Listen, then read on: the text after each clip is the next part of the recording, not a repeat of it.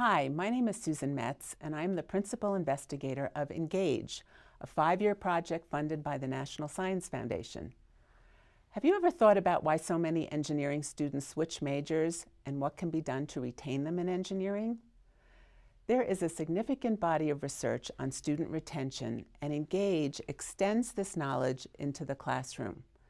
We work with engineering schools to implement 3 strategies that make a powerful difference in students' interest and ability to succeed in engineering. The 3 ENGAGE research-based strategies are to improve students' spatial visualization skills, to increase interaction between faculty and students, and to use everyday examples that are familiar to students to teach engineering and science concepts, the topic of today's discussion, presented by Dr. Ian Patterson, who I'm delighted to introduce. Ian is the A.A. Griffith Chair of Structural Materials and Mechanics in the School of Engineering at the University of Liverpool. At Michigan State University, he chaired the Department of Mechanical Engineering for 5 years. Ian is a strong advocate for using everyday examples when he teaches engineering concepts because they help students learn, and you will hear more about this right now. Ian? Welcome. It's good to have the opportunity to talk to you today. You know, people ask me why I became so interested in formalizing these everyday engineering examples. I've used everyday examples in my teaching for many years. I see how engaged students become when I use this approach, and I wanted to make it easily available for other faculty to implement in their classes. So let's get to it. I'd like to first of all outline the presentation that I'm going to give to you. It's in 3 parts. First of all, an introduction, where I'll introduce you to some the pilot study results we got, and then I'll also talk about the pedagogy that underpins our approach to teaching. And in the second part, I'll show you some everyday engineering examples and talk about what is everyday for our students. And then the third part, I'll talk about how to engage our students, how to attract and hold their attention. So let me start with the pilot study. We found that significantly more students rated their learning as high or significant than in the control class when we used everyday engineering examples. We also found that the overall value of everyday engineering examples contributed very highly to their understanding. And a key point that we found, which I'll come back to later, is that the learning was independent of the level of difficulty in our everyday engineering examples. So how do people learn? I'd like to talk about some research that Professor Kolob did in the 1970s. He plotted on the x-axis doing and watching, and he called them active experimentation and reflective observation. And then on the y-axis, he plotted feeling against thinking, and he called these concrete experience and abstract conceptualization. And then he said that some people learn by doing and feeling, and he called these people accommodators and plotted them in the top left corner. And then as we move around this plot, some people learn by watching and feeling, and he called them divergers. Others learn by watching and thinking, and he called them assimilators. And then the fourth category, convergers, learn by doing and thinking. It's our job as faculty to help students learn, and this has been nicely summarized by Adams and Felder. They said the educational role of faculty is not to impart knowledge, but to design learning environments that support knowledge acquisition. And I'd like to add to that for all students. So everybody around Kolob's 4 quadrants there. Now some of you may have been muttering that you learn in different ways at different times. And that was recognised by Honey and Mumford. And they modified the Kolob scheme a little piece.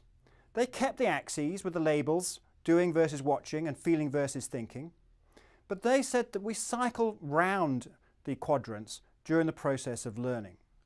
And so we tend to start in the doing and feeling quadrant, having an experience, and he called that being an activist. And then we progress to reviewing the experience, and they call that being a reflector. And then from there we move to concluding from the experiences, being a theorist, and then the final quadrant, being a pragmatist and planning the next steps. There's a key word here, experience. And I'd like to suggest that we can use everyday engineering examples to give students those experiences. Albert Einstein said Knowledge is experience. Everything else is just information. Our students have very limited lab experience and probably no industrial experience these days. So our task is to find their common experiences and to use them to illustrate engineering principles. Everyday engineering examples provide a pool of common experiences. So if we go back to Honey and Mumford's schematic and consider each of the quadrants, then we can take the everyday experience that the students have already had outside the classroom before they come into lectures and use that as the first part of having an experience. The instructor can review that experience in class, perhaps do a demonstration to remind them and connect them with their memories. And then the third part can be an activity done by the student or by the instructor. It could be part of homework or it could be part of an assignment done in the class. But then the fourth part is student-led, planning the next steps. And what we'd like to think is that having seen how their common experiences can be used to explain engineering principles, that next time they have that experience, they look at the things differently and begin to learn from that experience in new ways. One of the things we have to remember is that things are very different from when we were students. There's an enormous gap between our experiences today as professors and our students today in their capacity as young people, but also between what we experienced when we were young people and what they experience today. The gap is so large that it has warranted an anthropological study that's been published by a lady called Rebecca Nathan in a book called My Freshman Year. She took a year off as a sabbatical and went to another university and became a freshman student and studied the relationships freshman students have with their studies and with their professors. And let me illustrate how things have changed.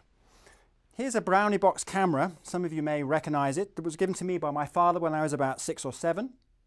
And here's a little digital camera that I gave one of my children when they were 6 or 7. That's about 7 or 8 years ago, so it's not the latest model. But nevertheless, you can see the contrast is enormous. And of course today our students are carrying around a digital camera in their iPod Touches all the time. They're probably taking pictures of you whilst you're giving lecture. So let me talk a little bit about what we mean by everyday engineering examples. We mean things that are familiar real-life objects and situations that we use to illustrate engineering principles. The level of idealization needs to be minimized to retain relevance and context. And the choice of examples is critical. There needs to be a transparent connection to students' experience. But there also needs to be a basis for straightforward implementation of the engineering principles. So we've put together a couple of essential attributes to help you identify suitable examples. And our first attribute is that examples need to be familiar to all students. So using sailing boats to teach vectors might work in Maine, but it's not going to work in the Midwest where they may never have seen a sailing boat. Or using an example of walnuts falling from trees to illustrate kinematics of particles might work in a tree-lined rural campus, but it's probably irrelevant for an urban inner-city university. Students may panic about the context and then fail to listen to you. Our second attribute is that you should pose questions with useful or interesting answers. The absence of a useful or interesting endpoint creates a tedious intellectual exercise, and students can spot those a mile away. So some research has shown that the perceived usefulness of learning influences students' motivation. So this quote from Doris Lessing nicely sums up what we're trying to do. She said, "That is what learning is. You suddenly understand something you've understood all your life, but in a new way." And that's really what we're trying to achieve with our students. We'd like them to look at an experience they've had perhaps every day of their life and understand new things in it, new engineering principles. So now I'd like to move on and show you some engineering examples that we have developed. So my first one is Winnie the Pooh. And this is contributed by Chad Young of Nicholls State University. You'll find all the details I'm going to talk about on our website at www.engageengineering.org. And so if you take a Winnie the Pooh book and open it to the first chapter, you'll find a nice picture here of Winnie the Pooh disappearing, holding a balloon. And what Chad suggests is that you show a video of this, and he gives you the link on our website so you can follow that, and then show it to your students and discuss buoyancy with them. And when you've done that, ask the students to calculate the number of helium balloons that they would need to lift them in a lawn chair. And when they've done that, they can compare their answers with a nice video that Chad has provided for us on YouTube. So if you go to the link he provides, you'll find a video of a Mad Hatter sitting in a lawn chair being lifted up by a huge cloud of helium balloons. And so they can compare their answers with what was actually required in reality. So our second example is for freshman engineering graphics. It's called Cartons and Boxes. This was contributed by Cheryl Sorby of Michigan Tech University. And again, you'll find it on our website at engageengineering.org.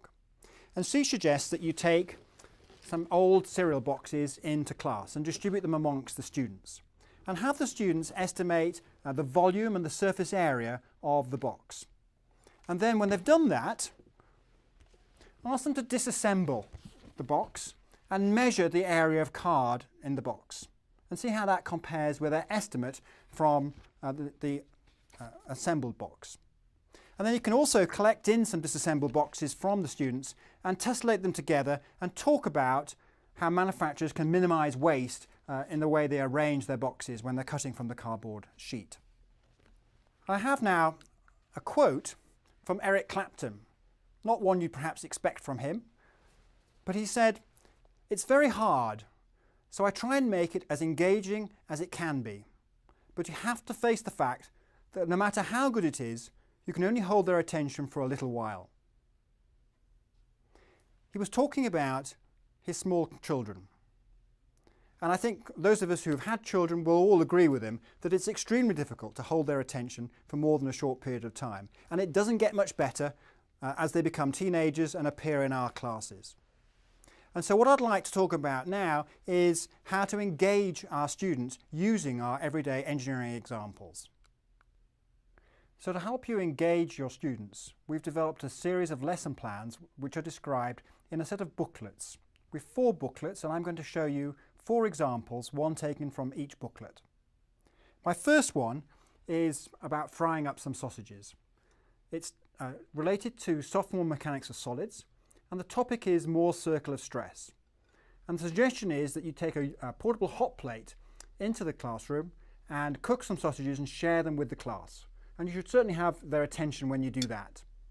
But before they eat, ask them to look at how the sausage is split longitudinally, and then discuss the stresses acting in the pressurized skin of the sausage and construct a Moore's circle of stress for the skin. And then you can eat them. Very nice. So our next example is related to sophomore thermodynamics, and we've called it Cupcakes with a Candle. The topic is reacting mixtures and combustion, and our suggestion is that you take a cupcake and a candle and a glass jar into class. And then light the candle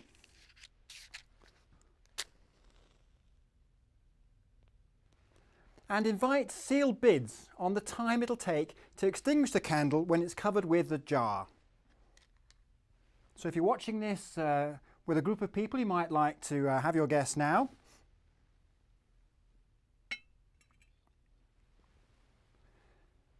And you can discuss the combustion of paraffin and the value of energy emitted, because these candles are principally made from paraffin wax.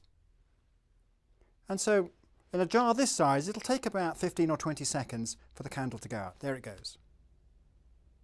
And so then you can give the cupcake to the winning student.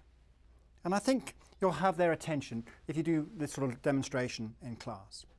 And then once you've done it, you can invite students to calculate the quantity of natural gas required to cook a pan of pasta back in their residence. So our next example is for dynamics courses. The topic is free and forced vibrations. And we suggest you take a ruler into class, clamp it down onto the bench and flick the free end. So you get a nice noise like that. You can also slide it up the bench so the pitch changes. And the frequency will go up. Then you can invite the students to repeat the experiment themselves. And of course the class will erupt into a lot of noise and enthusiasm. and you've got them engaged. Then you can show students how to equate kinetic and strain energy to find the natural frequency of the ruler. And when you've done that, you can ask the students to repeat the analysis for themselves, but this time to use a whip antenna with a ball on the tip, so they can evaluate their own understanding of the topic. Our next example is called Soap Bubbles. It's designed for a fluids course, and the topic is the property of fluids. And what we suggest you do is invite students to blow some bubbles using a straw and some detergent solution. So let's see if we can get some decent bubbles.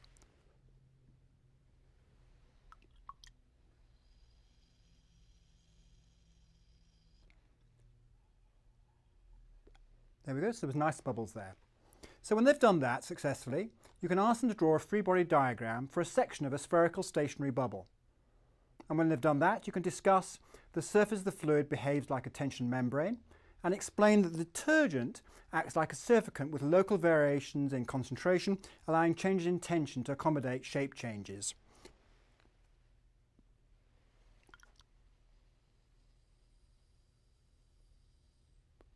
So you can see where the bubble is contouring around the end of the straw, it's not quite spherical, and it can hold that shape as a consequence of the detergent acting as a surfactant.